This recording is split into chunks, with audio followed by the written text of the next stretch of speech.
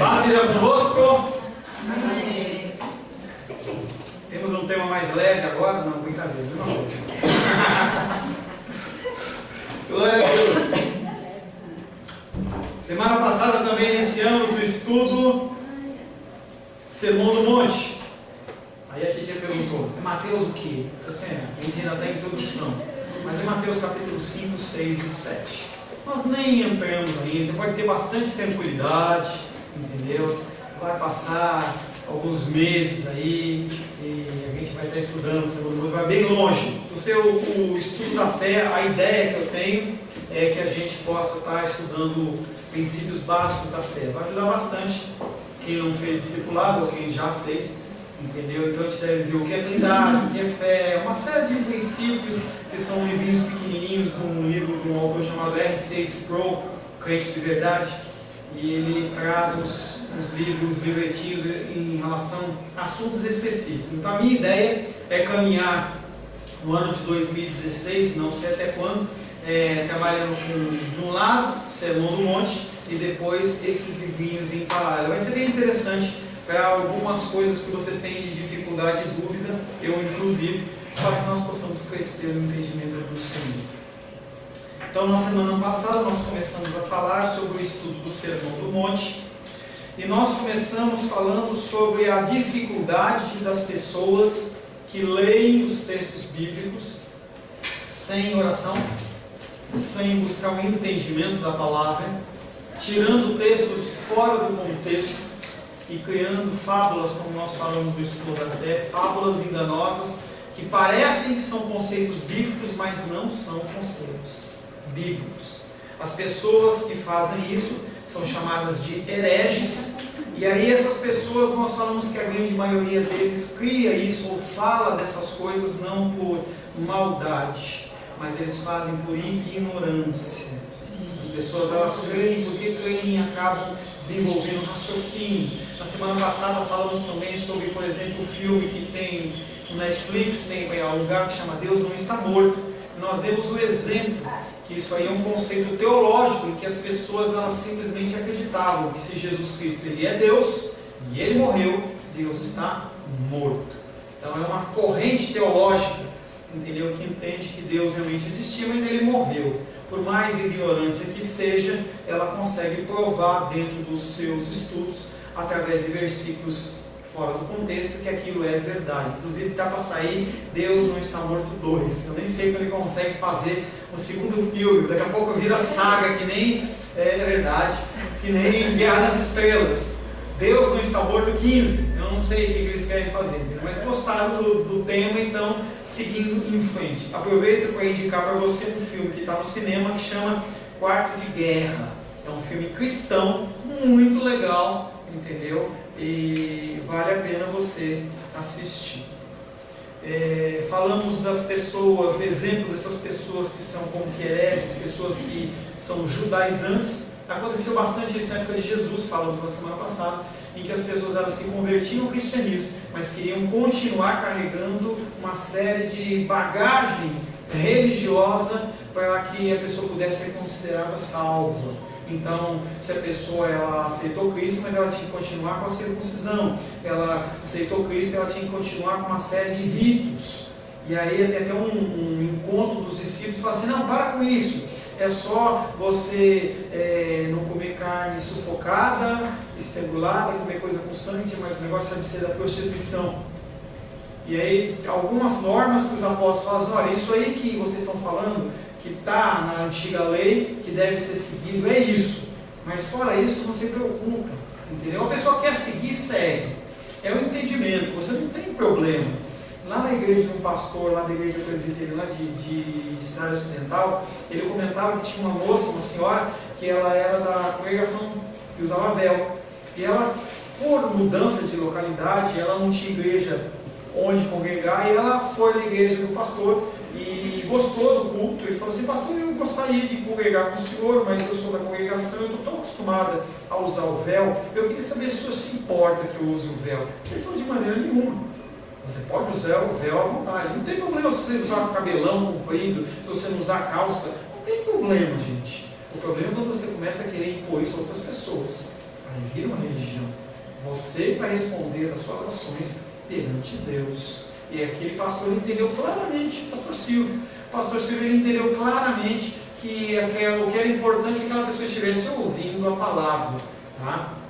Então, mas as pessoas elas gostam de impor estratégias, métodos de religião para que você seja considerado dentro de um padrão cristão. Isso não é bíblico. Tá?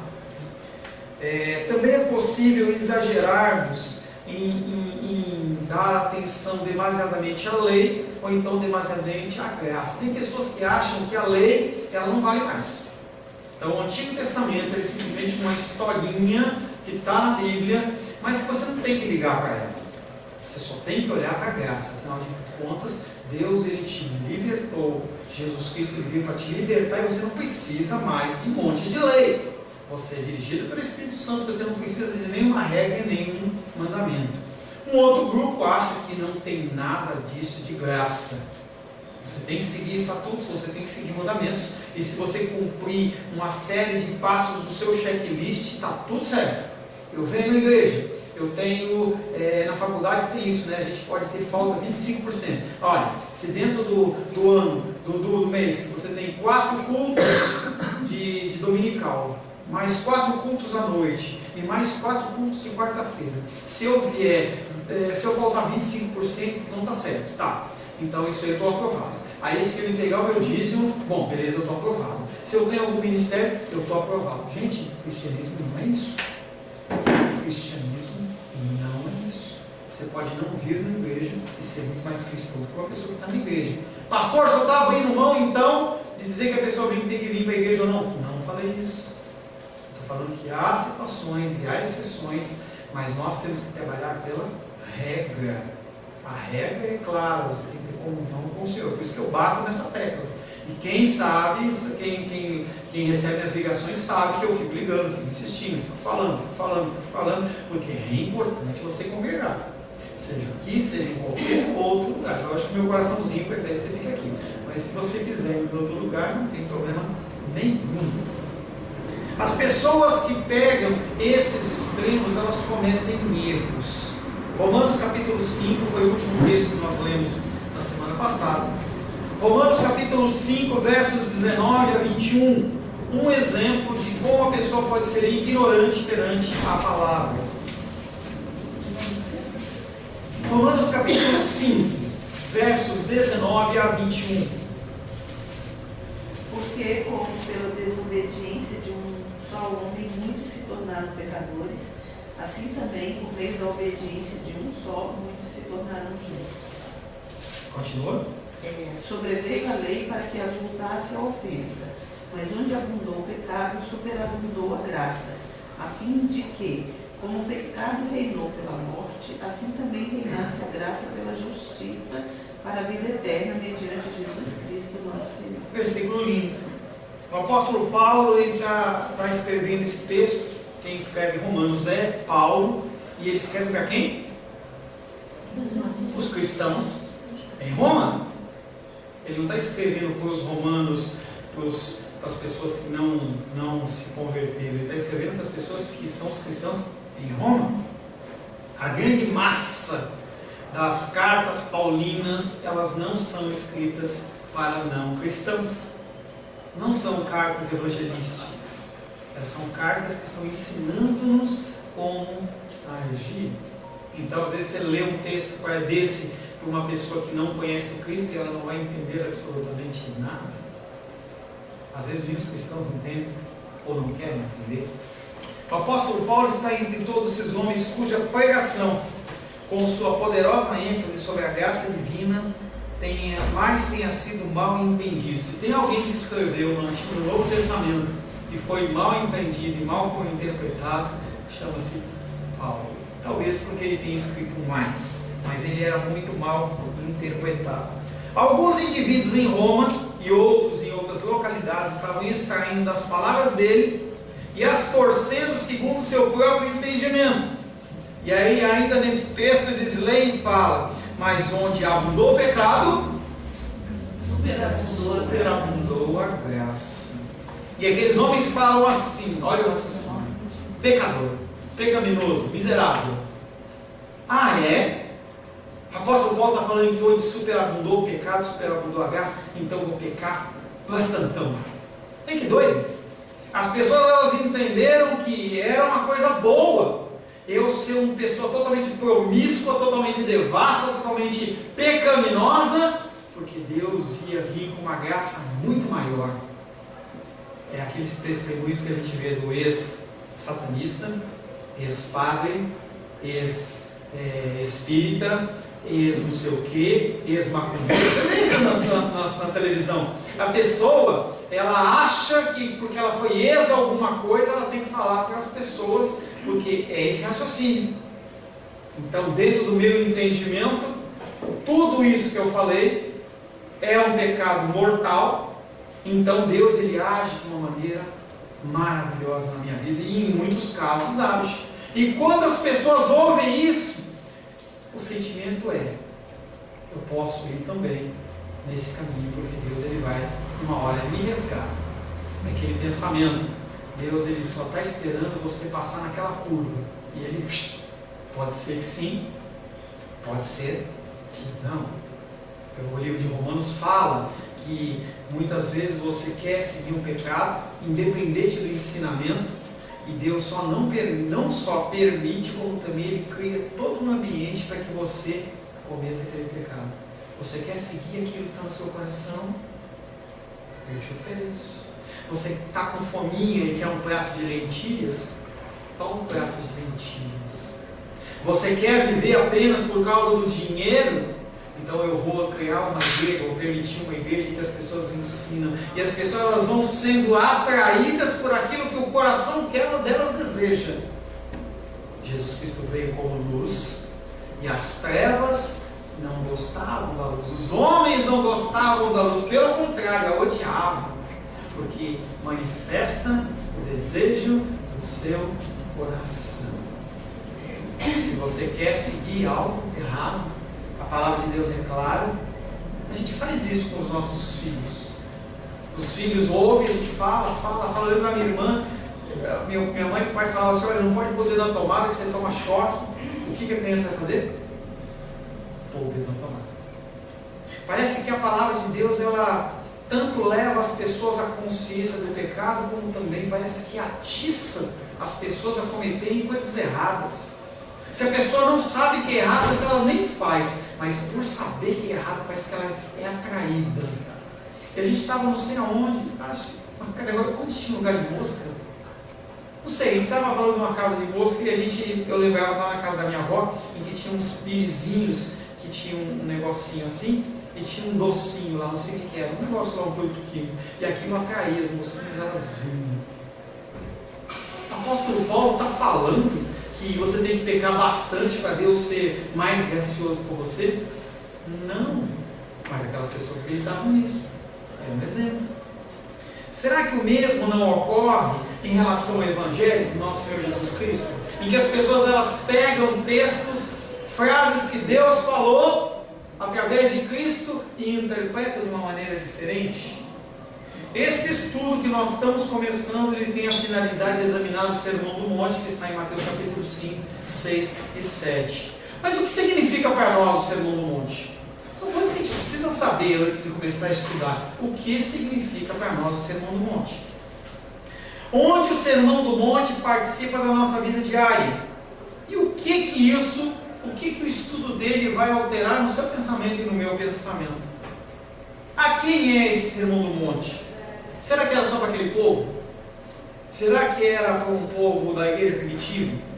Será que é só para cristão? Será que não é só para cristão? O que é ser bem-aventurado? É para ser feliz? As pessoas ligam, né? Bem-aventurados os humildes. Aí você fala assim: eu vou ser feliz.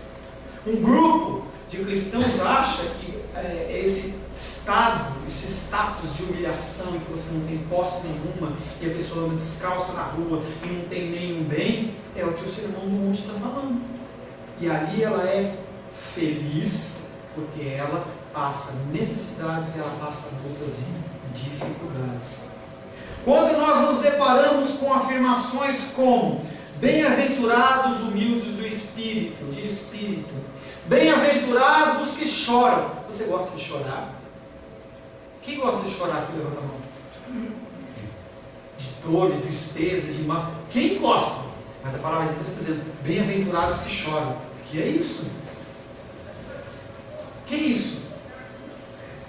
Chegamos à conclusão que ninguém pode viver por si próprio o Sermão do Monte sem a ajuda do Espírito Santo. Como qualquer outra palavra, você não consegue viver as coisas inerentes à palavra de Deus se não for através do Espírito Santo de Deus. Foi o erro dos judeus. Eles achavam que cumprir mandamentos, que eles tinham que cumprir coisas, aquilo já qualificava eles como pessoas legais. A gente está estudando à noite o Evangelho de João, estamos no capítulo 3, falando já sobre Nicodemos. Nicodemos se apresenta a Cristo falando assim: Rabi, nós sabemos que tu és vindo de Deus, porque ninguém faz o que tu fazes se não vieres de Deus. E aí Cristo vem, fala para ele assim: você precisa nascer do Espírito, você precisa nascer da água. E aquele homem relaciona aquilo ao batismo de João Batista, e ele fala: o que? Eu, membro do Sinédrio, homem da lei, vou dizer que eu tenho pecado? Jesus Cristo, ele não perdoa. E aí a gente, dentro do nosso estudo, a gente vê que aquele homem entrou num grande conflito. Todo o capítulo 3 é em torno daquele conflito dele. É quando vai lá no fim, quando Jesus Cristo morre, quando os discípulos,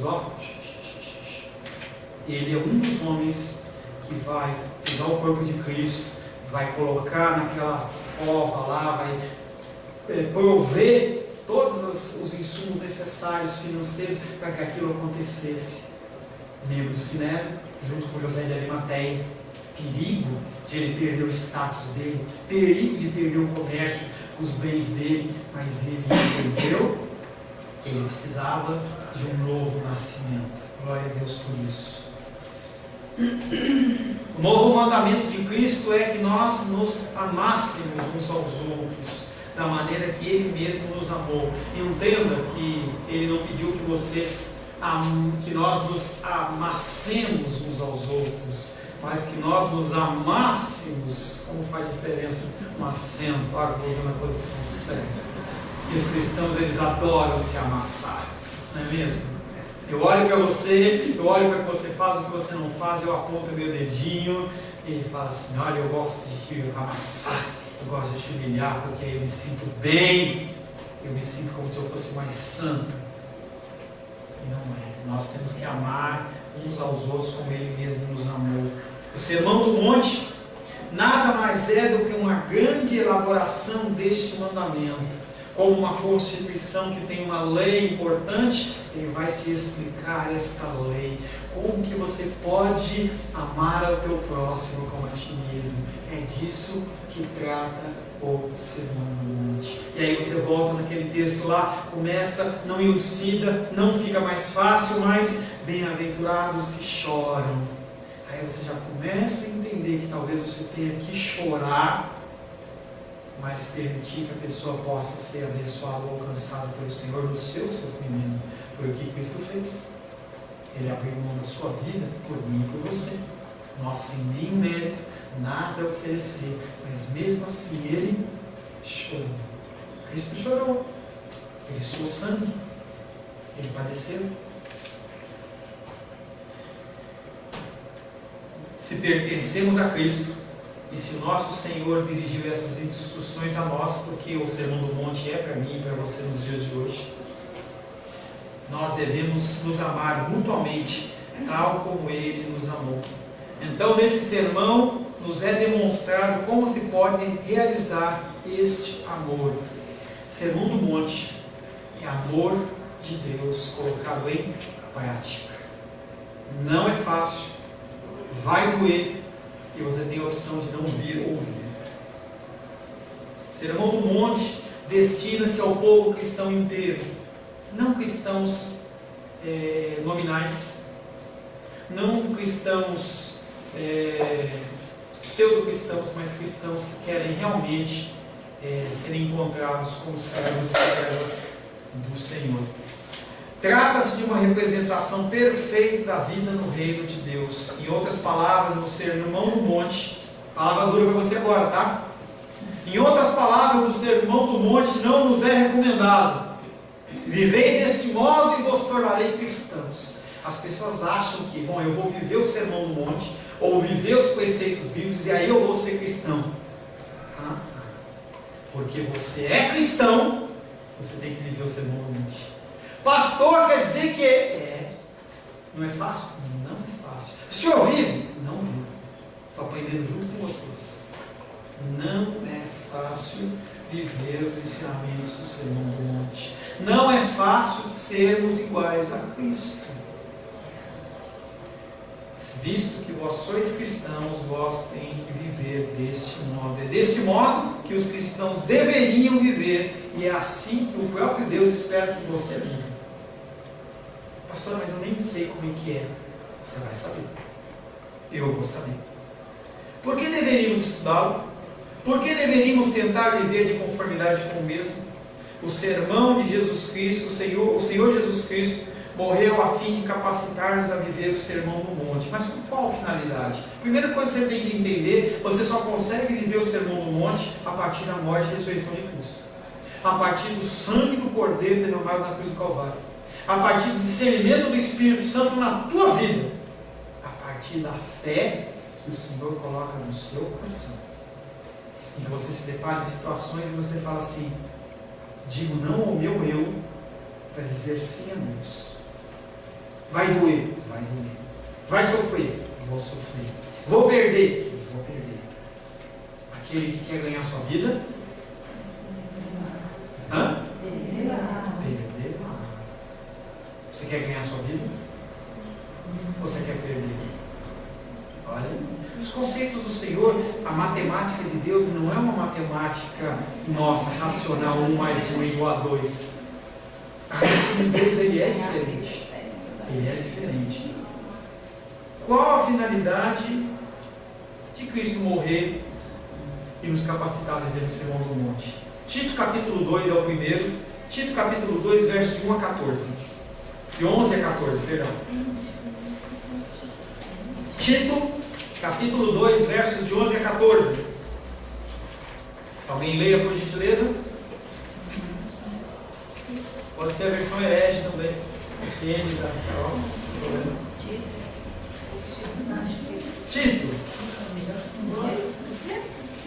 Porquanto a graça de Deus se manifestou salvadora a todos os homens, educando-nos para que, renegadas a impiedade e as paixões mundanas, vivamos no presente século, sensata, justa e piedosamente aguardando a bendita esperança e a manifestação da glória do nosso grande Deus e Salvador Cristo Jesus, o qual a si mesmo se deu por nós, a fim de remir-nos de toda iniquidade e purificar para si mesmo um povo exclusivamente seu, zeloso de boas obras. A primeira coisa, o objetivo do Sermão do Monte é purificar sua vida, limpar essa sujeira que tem no teu coração e no meu coração. Tito capítulo 2, versos 11 a 14. Tá? O que Paulo quis dizer com essas palavras? Quem escreveu Tito? Paulo. Ele quis dizer que Cristo morreu com o intuito de que agora pudéssemos pôr em prática os princípios ensinados no Sermão do Monte. A partir da sua morte, a partir da sua ressurreição, passa a ser possível. E antes, não era possível, porque você dependia de você mesmo sem Cristo. Você sem Cristo não é nada. Frase de caminhão, já falei, falo de novo. Você sem Deus não é nada. Deus sem você é Deus. Verdade bíblica. Não está lá em Eclesiastes, mas é verdade, porque naquela época não tinha caminhão. Mas talvez tivesse uma carrocinha e alguém tivesse escrito isso em hebraico. Com certeza que alguma coisa aconteceu desse tipo. Você não pode fazer nada sem que Cristo esteja no barco. Você não tem essa força, você não tem esse poder, essa capacitação. Você só está aqui pela manhã porque o Senhor colocou no seu coração esse desejo, te deu forças para levantar. Aquele sono, entendeu? Quando você olha para o relógio assim, dá uma vontade de você voltar a dormir, você fala assim: não, eu quero ouvir a palavra de Deus. Isso não é seu, isso não é meu, isso vem de Deus. É um dom que vem de Deus. Segundo, a segunda razão para estudarmos o Sermão do Monte é que nada nos ensina tão insistentemente a absoluta necessidade de um novo nascimento. Conforme você vai caminhando pelo Sermão do Monte, você fala assim: eu tenho que nascer de novo. Mas pastor, eu já nasci de novo, eu sou batizado. Nosso nascimento é todos os dias. Dia após dia, durante toda a sua caminhada cristã, você tem que nascer de novo. Nascer de novo é olhar para o ensinamento de Cristo, comparar com a sua vida, joga aquilo que está errado no seu coração fora e coloca a pecinha de Cristo dentro do teu ensinamento. E você vai nascendo de novo, nascendo de novo. Você precisa de um novo nascimento, você precisa do Espírito Santo de Deus, e você precisa que o Espírito Santo de Deus atue no seu coração. Estas bem-aventuranças, elas nos esmagam com os seus requisitos. Você olha para essas coisas e fala assim: eu não consigo, e não consegue mesmo. E você começa a olhar esses ensinamentos, você vai ficando que nem aqueles hot dog, cansado, esmagado, porque você fala assim: eu não consigo. E a gente fica totalmente desamparado quando a gente apoia somente em nós mesmos. Não for o nascimento, se não fosse o novo nascimento, nós estaríamos perdidos. Devemos nos contemplar à luz do Sermão do Monte. Ele haverá de levar-nos a perceber a nossa necessidade em relação ao novo nascimento. Você acha que você está perfeito? Você acha que você é melhor? Você acha que o seu cristianismo está perto dos 100%? Quando você ouve o Sermão do Monte, você descobre quão perdido você está. Quão longe andei do meu Salvador.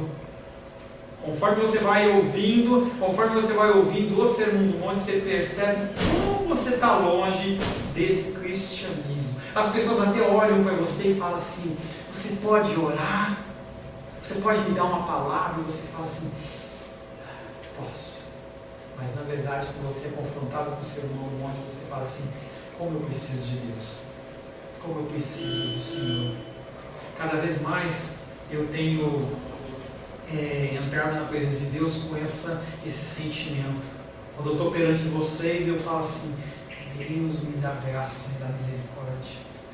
E essa manhã, por esse cedinho, para fazer uma revisão na palavra, e aí eu durmo mais um pouquinho, mas minha cabeça fala assim: Deus, me ajuda. Que eu possa falar as coisas do Senhor, me dá capacitação, me dá força, me dá entendimento para os meus irmãos. Eu orava essa manhã assim: desperta aquele que está dormindo, põe força, põe vigor, vai, Deus, ajuda, Deus, a gente precisa. Terceiro, quanto mais vivemos e procuramos pôr em prática o Sermão do Monte, tanto mais haveremos de experimentar as bênçãos. Opa, agora eu gostei, pastor, eu gosto de bênçãos. Bênçãos é legal, eu gosto de bênçãos. Essa palavra realmente me dá uma alegria, meu olho enche de lágrimas, que nem Jonas, que ele comeu mel lá. Havia uma proibição, né, que ninguém podia comer mel, e aí o povo estava guerreando 1, 2, 3 dias, o povo já não aguentava mais, e o rei Saul, com uma ordem ignorante, ele falou assim: se alguém comer mel, morre. E eu sei que Jonas estava andando, ele viu aquele favo de mel e falou: é agora. Pôs a lancinha dele lá, pegou o mel, deu aquele vigor nele. Eu falei: ele benção o seu sorriso. É que não dá para ver, entendeu? O seu rostinho, entendeu? Ele falou da bênção. Mas quando você estiver perante o Senhor, fala assim: Deus, aquele dia 17, né? 17 de janeiro de 2016, como é que estava o meu rostinho quando o pastor falou da bênção? Aí saiu aquele sorrisinho, seu abrindo. Porque é gostoso falar de bênção, né? Quanto mais vivemos e procuramos pôr em prática o Sermão do Monte, tanto mais haveremos de experimentar as bênçãos. Examinemos as bênçãos prometidas àqueles que realmente o põem em prática. A dificuldade com grande parte do ensino a respeito da santidade é que deixa de lado o Sermão do Monte. E ainda assim pede-nos para experimentar a santificação. Mateus capítulo 5, verso 6. Mateus 5, 6. Amém.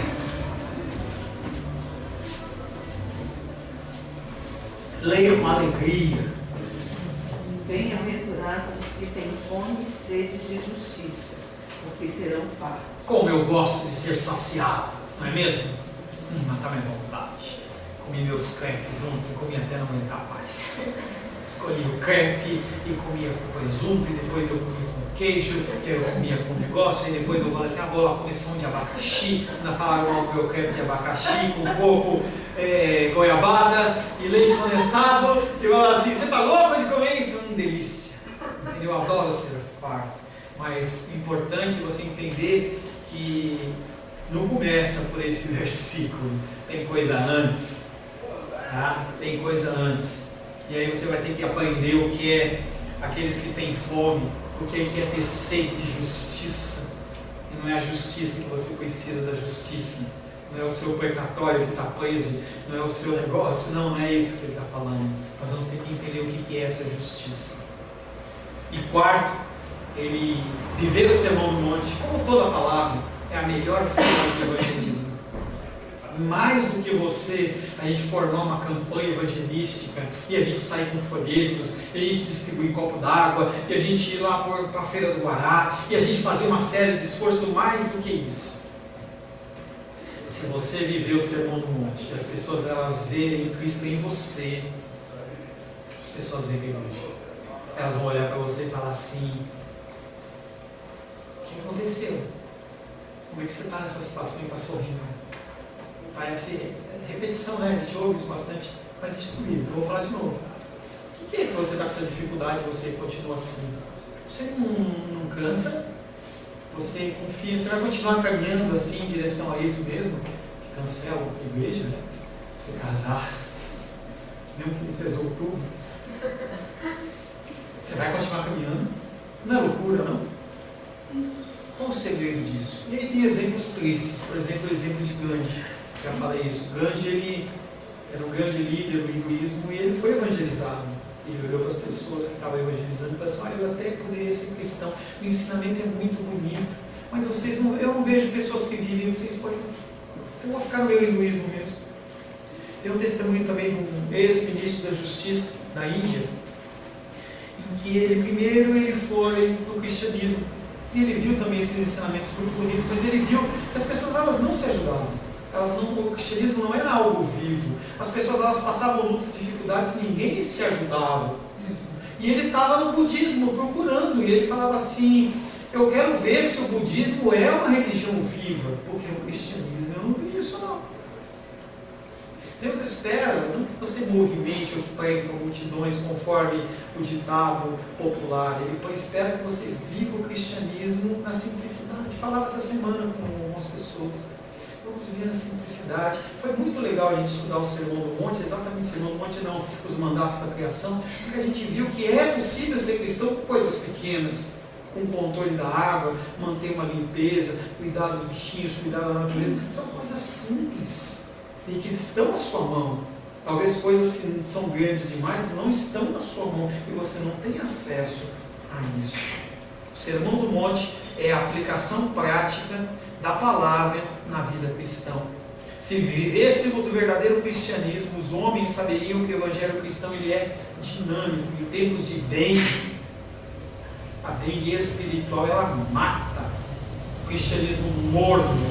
Ontem teve uma ilustração muito legal no filme que nós vimos, em que uma pessoa, a senhora olhou para a mulher e falou assim, como está a sua vida de oração? É quente ou fria? E aí a mulher falou assim, olha, a minha vida de oração não é quente, mas também não é fria. Está alguma coisa entre o quente e o frio. E ela falou assim, eu vou buscar o nosso café. Aí ela pegou e deu, ela tomou o primeiro gole, ela fez aquela careta porque o café estava morno. E aquela mulher olhou e falou assim, a senhora gosta de café morno? Ela falou, eu gosto do meu café quente. E aquela mulher entendeu, você não pode ser morno. Deus vomita o morno. O seu cristianismo tem que ser um cristianismo vivo, dinâmico. As pessoas têm que olhar para você, e aí olhar para você e falar assim, achei a resposta. Não no Paulo, não é de Helene, é que tem a de N e de Helene, tá um negócio confuso, hein? Falta de ano, entendeu? Eu não encontrei a resposta nessa pessoa, mas eu encontrei o caminho.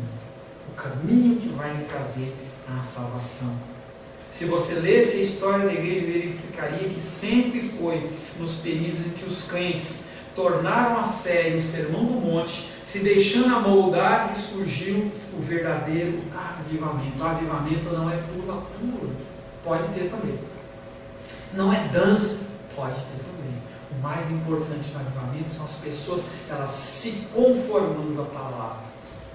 Se você for olhar na história, a história da Inglaterra, o país de Gales, e a gente tem um hino que a gente canta que os bares estavam fechados, e realmente estavam. As pessoas, elas iam para a igreja, os bares, eles estavam fechados porque ninguém queria beber. As pessoas não iam para o estádio de futebol porque ninguém queria ver futebol, eles queriam Deus, porque viam na vida dos cristãos uma realidade que não se vê hoje. Esse é o nosso chamado dentro do estudo do Sermão do Monte. E quando o mundo vê um indivíduo que é um crente autêntico, não somente se sente condenado, como também impelido e atraído. Isso parece um contraponto. Se você é um cristão verdadeiro e você está no mundo, você mostra a luz de Cristo. E as pessoas, elas se sentem incomodadas, mas se sentem atraídas também. É estranho, né? Elas sabem que você está exalando algo que vai condená-las, mas mesmo assim elas são atraídas, porque elas sabem que elas precisam se livrar daquele pecado, precisam se livrar daquele comportamento, daquele jeito de ser. E eles já procuraram em muitos caminhos, muitas religiões e muitos credos incomprimidos. As pessoas, elas se sentem em depressão, se sentem isolados, com síndromes de toda sorte ou espécie. E eu não estou abrindo mão do aspecto clínico que existe também, mas uma grande maioria está faltando Deus no coração delas. As pessoas, elas não têm esperança mais, porque a esperança delas é uma esperança apenas, uma esperança do desejo do seu coração. E quando a pessoa olha para o seu íntimo, ela se larga, se desvanece e cai. A nossa fé em Deus. E as pessoas têm que saber que existe realmente um Deus e que há uma oportunidade para essa pessoa sair daquela situação que ela vive. E para isso, Deus, ele não usa anjos, pode usar, mas não é regra. Ele não usa o sobrenatural, mas ele pode usar, porque ele é Deus, mas ele usa na prática, de uma maneira comum, a minha vida e a sua vida. Feche seus olhos. Senhor, em nome de Jesus, nós queremos adorar, bendizer o Teu santo nome. Pedimos ao Senhor para que o Senhor nos ensine. Pedimos ao Senhor que o Senhor nos conceda a graça para levar a sério esse estudo do Sermão do Monte sobre oração, Pai, de nós nos tornarmos exemplos vivos de Cristo e do cristianismo. Em nome de Jesus. Amém. Glórias a Deus. A paz seja convosco. Meu nome é Paulo César. Eu sou pastor da Igreja Cristã Semente de Vida, aqui em Brasília, Distrito Federal. Me alegro que a palavra tenha te alcançado. A palavra faz isso. Ela alcança as pessoas aonde quer que elas estejam. E você foi agraciado com esta palavra. Não que eu tenha nada especial a te dizer. A palavra, ela é suficiente e ela usa quem ela quer. E eu me alegro por ter sido um canal para poder te abençoar. Mas eu quero te dizer que não basta você ser um ouvinte. Não basta ser uma pessoa que se alegra quando você ouve a palavra de Deus. A vida, ela é feita de decisões. Se você está ouvindo essa palavra hoje, eu creio que o Espírito Santo tem um propósito especial com você. Muito mais do que prosperidade, muito mais do que uma cura física, uma cura emocional ou espiritual, Ele quer te alcançar para a vida eterna. Nós investimos nosso tempo, nós investimos as nossas forças em coisas terrenas, mas o Senhor, Ele tem muito mais a oferecer. Ele tem sim para você a cura, Ele tem sim para você a prosperidade, mas Ele tem muito mais que isso. Submeta-se a um Deus que Ele é capaz de mudar e transformar a sua vida por completo. Creio que o Espírito Santo ele é capaz de tocar o teu coração. Quero pedir que você curve a sua cabeça. Senhor, em nome de Jesus, Coloco na tua presença essa vida que ouve esta ministração, que ouve esta palavra. Pai, eu não tenho capacitação nenhuma, mas o teu Espírito ele é capaz sim de tocar nesta vida, gerar nela mudança, transformação, arrependimento, e que ela possa simplesmente bater no peito, convencendo-se que é pecadora e que precisa de um Deus salvador. Não há um caminho a ti, meu Deus, que não seja através de Cristo. E eu lhe peço, Pai querido, que você alcance essa vida e ele possa sim tomar uma decisão pessoal pelo Senhor, em nome de Jesus. Amém. Amém, meu querido. Amém, minha querida. Fico contente que você esteja ouvindo essa ministração até o fim. E peço que você não se limite a ouvir os cultos pela internet. Você procure perto da sua casa uma igreja, um lugar que proclame a palavra do Senhor. Eu oro para que o Espírito Santo te direcione nessa busca, porque muita coisa tem sido oferecida que não é o Evangelho. Eu abençoo a sua vida em nome de Jesus. Amém.